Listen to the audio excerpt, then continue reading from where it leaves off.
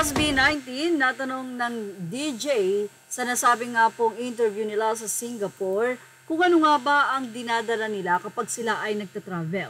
Naikwento ng DJ na siya pag nagtatravel, ang daladala niya ay Pokemon card, kung saan ay nagulat nga ang SB19.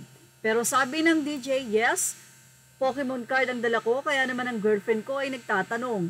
Instead daw na picture niya ang daladala ay bakit Pokemon card. Natawa naman dito ang SB19 na sila Stel, Pablo, Justin, and Josh. Pero mas tawang-tawa ang nasabi nga pong si Pablo at Stel. As usual, ang nasabi nga pong si Ken, very serious kahit tawang-tawa na ang kanyang mga kasamahan. But anyway, sinabi naman ni Pablo at ni Justin kung ano nga ba yung daladala nila tuwing sila ay magta-travel. Sabi ni Pablo, bidet. Dahil ayaw daw at hindi komportable si Pablo na ang daladala niya or yung magpupunas ka lang na gamit mo ay tissue. Kaya naman may bit-bit silang bidet.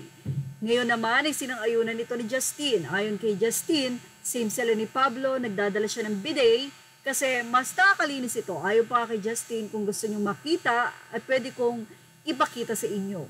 Biniro naman ito ni Pablo na pwede rin mag-demonstrate daw itong si Justin. Samantala, nagbiro naman ang mga 18 sa nasabing pahayag na ito ni Pablo at Justin. Anila bidet for the win. Ha ha ha. Nars, nakatakas na naman po sila. Well, sa'yo naman ng isang fans, ha ha ha, they actually bring a bidet whenever they travel talaga. Hindi kasi uso tissue sa Pinas. Need talaga ng water, ha ha ha. Narito naman ang pasasalamat ng isang 18.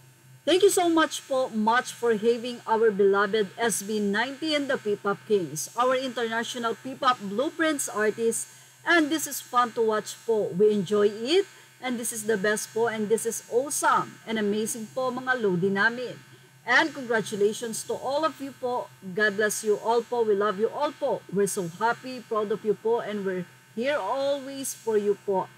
Another guesting, another achievement unlocked, and let's go! SB19 MH1Z, One Zone, and Sony Music Entertainment.